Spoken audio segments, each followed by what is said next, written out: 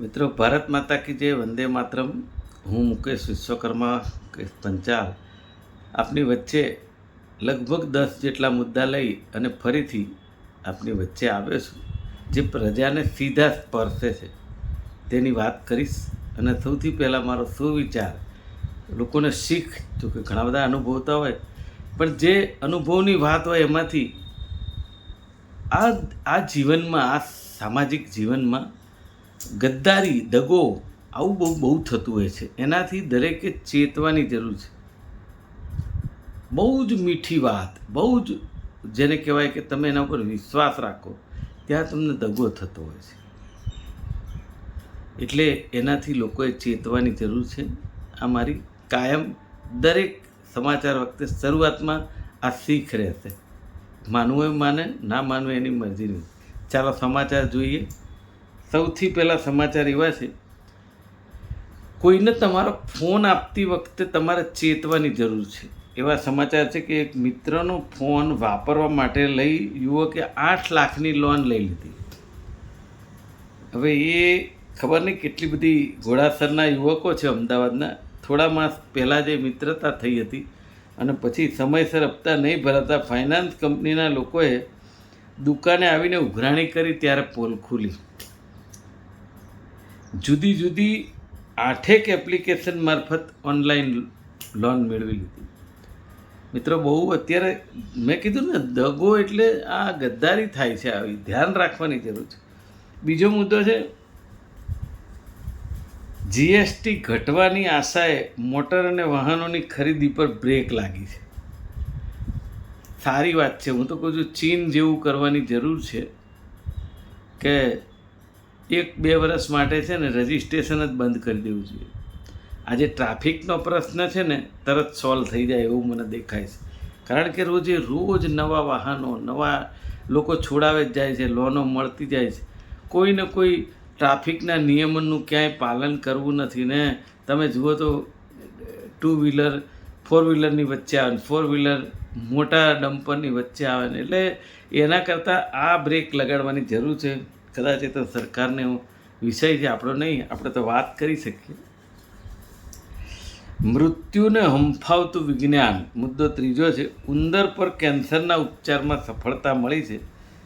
સારી વાત છે, પણ ખાસ ધ્યાન રાખવું જોઈએ કે ઘણીવાર એક્સપેરિમેન્ટ પણ આપણને કનડતા હોય, જેને કહેવાય કે જે રીતે કોરોનાની રસીનું ચાલ્યું હતું, રસી બધાએ લીધી પણ એની આડઅસરો બી ખૂબ હતી, એટલે જોવાય અને ધ્યાન રખાય તો કે સરકાર રાખતી જ હોય, પણ છતાંય આ તો ચર્ચા છે।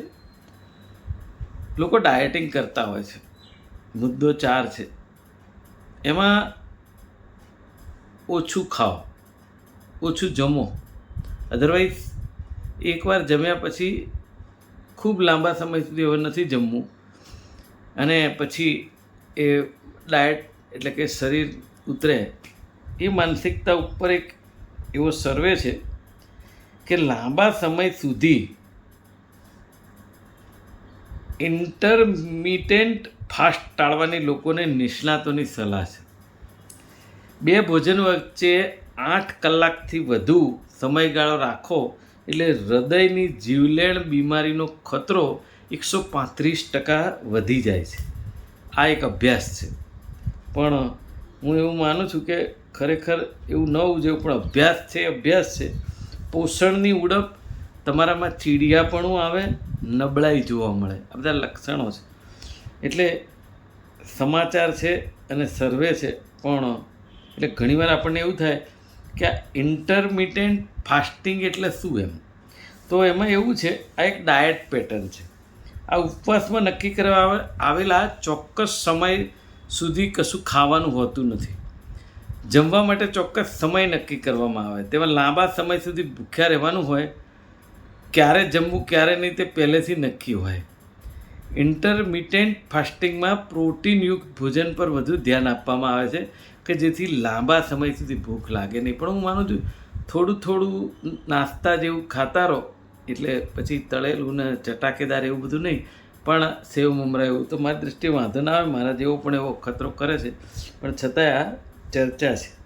મુદ્દો 5 બોલો. હવે આ બહુ મહત્ત્વનો મુદ્દો છે.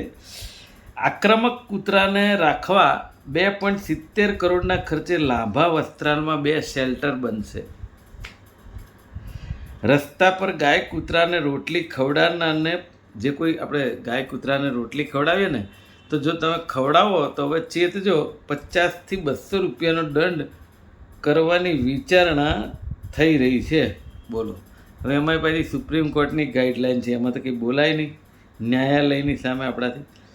એટલે ટૂંકમાં હવે તો આ જીવનમાં શું કરવું ને શું ના કરવું એના ઉપર સૌથી મોટો સવાલ છે. ગુજરાતની આ વહીવટી અણઆવડત કેવી છે એનો મુદ્દા નંબર 6 તમે સાંભળો. રાજ્યની અંદર 147 નગરપાલિકા છે. 4175 કરોડ રૂપિયા વીજળીનું બિલ આ નગરપાલિકાઓએ ભર્યું નથી. હવે તમે સમજો, બહુ મહત્ત્વનો વિષય છે. આ નગરપાલિકા કોઈનું પ્રોપર્ટી ટેક્સ, વ્યવસાય વેરો કે કોઈ વેરા નહીં લેતું એવું ક્યાંય ન હોય. કદાચ 2-5% ન આવતા હોય ને નોટિસો આપતા હોય એવું બને, પણ 95% ટેક્સ લોકો ભરતા હોય છે. તો પછી એ ટેક્સના પૈસા ક્યાં જાય છે? સરકારશ્રી તરફથી આવતી ગ્રાન્ટો ક્યાં જાય છે? અને તમે જોજો, નગરપાલિકાના જે વહીવટ કરતા હોય, કોઈ પણ પાર્ટીના હોય, સત્તાધીશો જેને કહેવાય ચૂંટાય, પ્રજાએ મત આપ્યો, જનતાએ, એ લોકો મોંઘી મોંઘી ગાડીઓમાં ને એ તમારે જુઓ તો એનો ઠાઠ ગાડી લઈને ફરતા હોય, તો પછી આટલું બધું વીજળી બિલ કેમ બાકી રહે? આ સવાલ નથી? ભરશે કોણ? સવાલ છે. મુદ્દા નંબર 7 આ એવી વાત છે કે સમુદ્રથી દૂર રહેવાની એક સલાહ છે. હું ખબર નહીં મારી ચેનલ ક્યાંથી કોણ જોતું હશે, પણ આપણે સમાચાર એટલે સમાચાર, 5 દિવસ ભારે વરસાદની આગાહી છે. લોકોએ, જાહેર જનતાએ અમુક ચેતવણી રૂપે બેદરકારી ન રાખવી. આ એક સમાચાર છે અને એના ઉપર ધ્યાન આપવું જોઈએ. એટલા માટે કે ઘણીવાર કેવું થાય કે આપણે શું કરીએ છીએ અને પછી આગાહી કે આવી કંઈ સમાચારનું ધ્યાન નથી આપતા અને ઘણીવાર આખો પ્રસંગ બગડી જાય. જે રીતે સમુદ્રમાં માછીમારો જતા હોય ને પછી કેટલાક લોકો પાછા નથી આવી શકતા અને મોતને ભેટતા હોય છે. આ લોકો માટે સલાહ છે. 5 દિવસ અતિ ભારે વરસાદની આગાહી છે. લોકો ચેતે. છેલ્લો મુદ્દો મારો, કાયદોની વ્યવસ્થા ઉપર. ગુજરાતની કાયદોની વ્યવસ્થા ખાસ કરીને શહેરોમાં ખૂબ કથળેલી છે. આમ તો ઘણી બધી વાર કહી ચૂક્યો છું ને ડિબેટમાં પણ અમે વાત કરીએ છીએ મીડિયામાં. આજે જ હમણાં મેં જોયું તો મેઘાણીનગરમાં એક માણસને કે એક છોકરાને લગભગ 15 થી 20 લોકો ધારદાર હથિયારથી જાહેર રોડ ઉપર એની હત્યા કરી નાખી. એનું કારણ શું હશે ખબર નથી, પણ માનસિકતા ને મર્ડર ને હત્યા, ચોરી, લૂંટફાટ, ફ્રોડ કરી નાખવો કોઈનું. હવે હમણાં તે એક એવા સમાચાર મેં જોયા હતા કે જેની અંદર તમને એમ થાય કે સાલું આ કઈ રીતે તમે આગળ જઈ શકો સમાજમાં. એ એક સવાલ છે કે ચાર્ટર્ડ એકાઉન્ટન્ટ એટલે CA, એના ઉપર લોકોને કેટલો બધો વિશ્વાસ હોય. હવે CAને હું માનું છું ત્યાં સુધી એની આજીવિકા જીવવામાં કોઈ પ્રોબ્લેમ ના હોય, પણ એ નવરંગપુરા પોલીસે 2 વ્યક્તિઓ વિરુદ્ધ ફરિયાદ નોંધી છે. વેપારી સાથે ઠગાઈ કરીને ચાર્ટર્ડ એકાઉન્ટન્ટે 217 કરોડનું GST કૌભાંડ કર્યું. તમે વિચાર કરો, CAને આવું કરવાની જરૂર ખરી? પણ રાતોરાત માલામાલ થઈ જવું છે. જે નથી મારો પેલો મુદ્દો ખોટા ખેડૂતવાળો, એ રાતોરાત માલામાલ થઈ ગયા છે ને આજે 10-15 હજાર કરોડની મિલકતોના માલિક છે અને બધા એશ કરતા હોય છે. અને જે તે વખતે ખેડૂતો દંડાયા હોય એ ભગવાન ભરોસે. પણ એવા લોકોનું ઉપર સરકારે પગલાં લેવાની જરૂર છે અને આવા સીએને તો પૂરી દેવા જોઈએ. ચલો, મ્યુનિસિપલ કોર્પોરેશનનું એક એવું જાહેરનામું છે. મ્યુનિસિપલ કોર્પોરેશને નક્કી કરેલા પ્લોટ સિવાય જાહેરમાં કન્સ્ટ્રક્શન વેસ્ટ નાખવા બદલ 1 લાખ સુધીની પેનલ્ટી. ચલો, સારી વાત છે, પેનલ્ટી તમે ગમે તેટલી કરો, પણ 1 લાખની પેનલ્ટી જે છે ને એ લેવા જાય એટલે તમારા જે અધિકારીઓ છે ભ્રષ્ટાચારી, એ 10,000માં 2,000માં 5,000માં નહીં ભ્રષ્ટાચાર કરીને પતાવી દે એની કંઈ ખાતરી ખરી? ના, નથી. મારી સામેનો અનુભવ છે. એ કહે છે નિયત કરેલા. અમદાવાદના બોડકદેવ વિસ્તારમાં ઔડા ગાર્ડનની નજીક 6-8 મહિનામાં એક બોર્ડ મારી દીધું, ડમ્પિંગ સ્ટેશન. તમે બહુ સમજવા જેવી બાબત છે. પુરુષોત્તમ બંગલોની સામે કે જે લોકો રહી રહ્યા છે આજુબાજુ બધા, ત્યાં કેટલાય લોકોને ડેન્ગ્યુ પણ થયો. ત્યાં dumping site Narol Vishala road ઉપર જે ડમ્પિંગ સ્ટેશન હતું, જે મોટો ઢગલો હતો ને કચરાનો, ત્યાં એવો ઢગલો કરવા માંડ્યા સામે બંને પ્લોટમાં. ફરિયાદ કરી. પેલા જે માણસો નાખતા હતા, જે લઈ જતા હતા, ટ્રેક્ટરવાળા, જેસીબીવાળા, મેં કહ્યું તમે કોને પૂછીને નાખો છો? તો કે કોઈક ડામોર સાહેબનું નામ આપ્યું. ડામોર સાહેબને ફોન કર્યો કે અમે કોઈને ભાડે આપ્યું જ નથી, કોર્પોરેશને આપ્યું જ નથી ભાડે, લોકો એમને નાખી જાય. બોલો, પોલીસની ગાડી પાછી ત્યાં ઊભી હોય. મેં પૂછપરછ કરી તો પોલીસની ગાડી એ જતી રહી. કહેવાનો મતલબ એવો છે, કોઈ ખાતું એવું નથી કે જ્યાં ખાયકી નથી. શેના માટે પણ મને ખબર નથી પડતી. આજે એ બોડકદેવમાં આજે હાર્ટ કહેવાય બોડકદેવ વિસ્તાર, જ્યાં બધા રહે છે 3-3, 4-4, 5-5, 10-10 કરોડના ફ્લેટો, બંગલાઓ. એ લોકો આ ડમ્પિંગ સ્ટેશન બાજુમાં બનાવવા માટે આ પ્લોટ છે. 40% કપાતનો પ્લોટ હોય તો અમદાવાદ મ્યુનિસિપલ કોર્પોરેશન કે ઉડા જે કોઈ હોય, આ તમારી આ કામગીરી છે. ત્યાં ગાર્ડન કરી શકાય, લાઇબ્રેરી કરી શકાય, ટાઉન હોલ કરી શકાય, હોસ્પિટલ કરી શકાય, પ્લેગ્રાઉન્ડ કરી શકાય, કંઈ પણ કરી શકાય કે જે પબ્લિક હિતાર્થ. 40% કપાતનો જે પ્લોટ ખેડૂતોનો હોય છે, જે મળે છે, એમાંથી રોડ, રસ્તા ને આ બધી કામગીરી હોય. ડમ્પિંગ સ્ટેશન તમારે અમદાવાદની આઉટસાઇડેડ હોવું જોઈએ કે જ્યાં રહેણાંક વિસ્તાર જૂજ હોવો જોઈએ. મને ખબર નથી પડતી કઈ રીતે ચાલી રહ્યું છે કામગીરી. એ આપણને મગજમાં આપણને સવાલ થયા કરે કે સાલું કેમ આમ. પણ થાય છે અને થવું જોઈએ, એમાં બહુ ફરક છે. આ સીએ મેં તમને કીધું કે જે એને કરતૂત આચરી, એ ક્યારે ખબર પડી કે સર્ટિફિકેટ જમા થતાં કરતૂત સામે આવી. સરકારી કામ મેળવવા કોન્ટ્રાક્ટરે સીએના નામનું બનાવટી સર્ટિફિકેટ બનાવ્યું. આ જો કે મુદ્દો 11મો બીજો છે કે સરકારી ટેન્ડર મેળવવા માટે ચાર્ટર્ડ એકાઉન્ટન્ટના નામનું સર્ટિફિકેટ બનાવ્યું. એટલે પેલા કેસમાં ચાર્ટર્ડ એકાઉન્ટન્ટે ગપલું કર્યું અને અહીંયા કોઈક બીજા ટેન્ડર પાસ કરાવવા માટે ચાર્ટર્ડ એકાઉન્ટન્ટના નામનું કર્યું. એટલે મૂળ તો અંદરથી કોઈ ડર નથી. તમે સમજો, હમણાં જે વડોદરામાં પકડાયું કે આખા એક દીક્ષિતભાઈ કરીને માણસ હતો, એના આખા નામ, ભળતા નામથી બીજા લોકોએ દસ્તાવેજ કરી નાખ્યા. જિલ્લા રજિસ્ટર, સબ રજિસ્ટ્રાર હોય, દસ્તાવેજ કરવાવાળા, રેકોર્ડિંગ કરતા બધાને એક બાજુ મૂકીને કરી નાખ્યા. બોલો, કૌભાંડોની પરંપરા, ભ્રષ્ટાચારની પરંપરા. બોપલ સ્ટર્લિંગમાં સિટીમાં રહેતા કોન્ટ્રાક્ટર વિરુદ્ધ વસ્ત્રાપુર પોલીસે ગુનો નોંધી સમગ્ર મામલે તપાસ શરૂ કરી. તપાસ થશે, બસ આપણા દેશમાં તપાસ, તારીખ પે તારીખ. કારણ કે વાત છેલ્લે એવી આવે કે ભાઈ ન્યાયાલય જે કરે સાચું, પણ ન્યાયાલય એમના ખિસ્સામાંથી કોઈ કાઢીને ન્યાયાલય નથી ચુકાદો આપતો. જજ જે હોય છે ને, એ હાઈકોર્ટ હોય, નીચલી કોર્ટ હોય, કોઈ એ પણ એ આપણા જેવા માણસ છે, વેલ નોન હોય છે, ભણેલા ગણેલા હોય, એટલે જજ થયા હોય. એ લોકો ભૂતકાળમાં લેવાયેલા નિર્ણયોના આધારે નિર્ણય લેતા હોય છે. ને બીજું, પોલીસ જે ચાર્જશીટમાં રજૂઆત કરે છે, એ રજૂઆતને સ્ટડી કરીને એના ઉપર ચુકાદો આપતા હોય છે.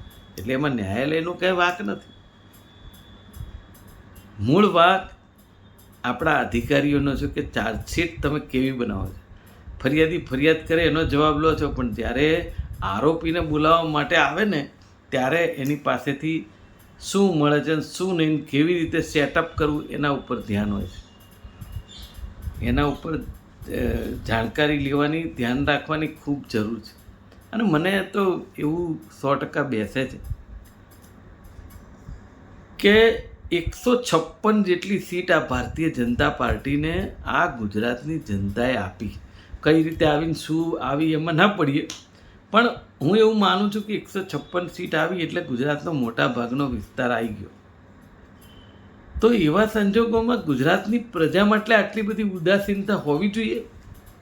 તમે જુઓ, રોજ એક અસલી નકલીનું કૌભાંડ, રોજ એક સાયબર કૌભાંડ, રોજ એક લૂંટ, રોજ એક હત્યા, રોજ એક મર્ડર ચાલુ જ રહે. કેમ એવું? અરે સાહેબ, ખોફ ના હોય? એ જમાનો હતો, મને ખબર છે. આજથી 30-35 વર્ષ પહેલાં અમદાવાદના શાહપુરમાં જે સિટી કહેવાય ઓરિજિનલ, ત્યાં રહેતા હતા. એ પોળ કહેવાતી. પોળ અમારી જેમ ગામ હોય ને એવી પોળ હોય. એ પોળમાં એટલી એકતા હોય કે એમાં પોલીસ છે ને ક્યારેક જ આવે. એ પોળના અંદર અંદર જ સુલટાઈ દે વાતને. અને આટલી માનસિકતા પણ ગુનાહિત નહોતી. અને પોળમાં પોલીસની જીપ આવે તો લગભગ 10-15 છોકરાઓ એમને ડરી જાય કે સાલી પોલીસ કેમ આવી હશે. આ ખોફ હતો પોલીસનો. અત્યારે એવું નથી. હવે એ પોલીસના કાંડા કાપી નાખ્યા હોય એ છે કે પછી વિશ્વની સૌથી મોટી પાર્ટી છે એના કાર્યકર્તાઓને હોદ્દેદારોએ પોલીસને પાગળી બનાવી દીધી છે. જે ગુનેગાર આવે કોકને કોક ક્યાંક ઓળખતો હોય, ફોન આવે એટલે પોલીસ કંઈ કરી શકે નહીં. પણ હું એવું માનું છું ચોક્કસપણે આ ઠીક છે, કોઈ ભલામણ એવી વ્યાજબી હોય તો માની પણ શકાય કે ભાઈ તમે તટસ્થતાથી તપાસ કરજો. એક ધારી તપાસ ન કરતા આવું કહી શકે અમારા જેવા આગેવાન. પણ કાયમી રીતે આ થવું એટલે એ પોલીસના કાંડા કાપવા બરાબર છે. અને હું તો કહું છું 80-90% પોલીસ અને જે IPS કે હોય છે ને એ બહુ નીતિ નિયમથી કામ કરતા હોય છે, મારા અનુભવ છે. પણ જે 10-15% છે ને એના કારણે આખું ગુજરાતની પોલીસ બદનામ થઈ રહી છે. તમે જુઓ ને મિલિટરી અને પોલીસમાં કેટલો ફરક છે. એટલે એ લોકોની માનસિકતા બદલાય છે. અને છેલ્લી હવે મારી વાત કે 2 દિવસ પછી આપણા લોકલાડીલા પ્રધાનમંત્રી ગુજરાતનું ગૌરવ આવી રહ્યા છે અને નિકોલ વિસ્તારમાં 1 લાખ લોકોની માનવ મેદનીમાં સભા કરવાના છે. અને એ માનવ મેદની ભેગી કરવાનો કોર્પોરેટર, ધારાસભ્યો, તલાટી, અધિકારીઓને ટાર્ગેટ આપ્યો છે એવું આજે મેં વાંચ્યું. અને એમાં એવું પણ વાંચ્યું કે લગભગ 4-5 હજાર જેટલી બસો એની અંદર રિઝર્વ રહેશે. એટલે પબ્લિકને બસ મળે કે ના મળે નહીં, પણ એ સાહેબની સભામાં જવા માટે બસો રોકાશે.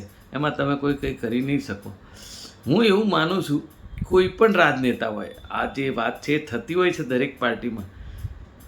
તમે જાહેરાત કરો કે નરેન્દ્રભાઈ મોદીની સભા છે, લાલકૃષ્ણ અડવાણીની સભા છે, મેં ભૂતકાળ જોયા છે, વાજપેયીજીની સભા છે, ઇન્દિરાજીની સભા છે, કે રાજીવજીની સભા છે, રાહુલજીની સભા છે. એ જાહેરાત થાય ને એમાં જે સ્વેચ્છાએ આવે ને એ જ તમારો જનાધાર કહેવાય. બાકી તો પછી તમે આવી રીતે બધાને પ્રેશર કરીને લાવી અને તમે તમારે જે બોલવું હોય બોલીને જતા રહો અને પછી સામે જવાબ આપવાવાળું કોઈ ના હોય તેનો કોઈ અર્થ નથી. ઠીક છે, બધા એવું કરતા હોય છે ને કરે, થાય, કશો વાંધો નથી, લોકશાહી છે એમાં કરે. પણ હું એવું માનું છું, મારી અપેક્ષા કે આપણા લોકલાડીલા પ્રધાનમંત્રી આજે ગુજરાતની અંદર કાયદો અને વ્યવસ્થાની પરિસ્થિતિ વિશે એક શબ્દ બોલે તો મને આનંદ થતો. જે નિકોલ વિસ્તારની અંદર એ આજે સભા કરવાના છે, એ વિસ્તાર છેલ્લા 2 વર્ષથી કેવી રીતે પીડાઈ રહ્યો છે, વરસાદમાં એમની શું પરિસ્થિતિ છે, એના વિશે બોલે તો મને આનંદ થતો. અને છેલ્લો વિષય, જ્યારે લોકલાડીલા પ્રધાનમંત્રી આવે છે ત્યારે એ વિસ્તારની કાયા પલટ કરી નાખી છે. જેટલી સભા છે એટલા વિસ્તારમાં. એટલે એનો મતલબ એવો છે કે ગુજરાતની સરકાર હોય, અમદાવાદ મ્યુનિસિપલ કોર્પોરેશન હોય કે કોઈ પણ ખાતું હોય, જો એને કામ કરવું હોય તો એ કરે જ છે.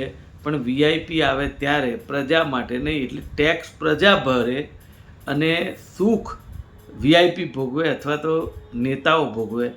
આ ખરેખર લોકશાહી નથી. લોકશાહીની અંદર લોકોનું લોકો વડે ચાલતું તંત્ર એને લોકશાહી કહેવાય. હું તો એ નાગરિક શાસ્ત્ર ભણ્યો છું, પણ હવે આજની પરિસ્થિતિ કંઈક અલગ છે. એટલે હું માનું છું પ્રધાનમંત્રી આવે છે અને એની સામે ખૂબ અપેક્ષા છે. જોઈએ આગામી દિવસોમાં શું થાય છે. આજે બસ આટલું જ. મુકેશ વિશ્વકર્માના વંદન. જય હિન્દ, જય વિશ્વકર્મા.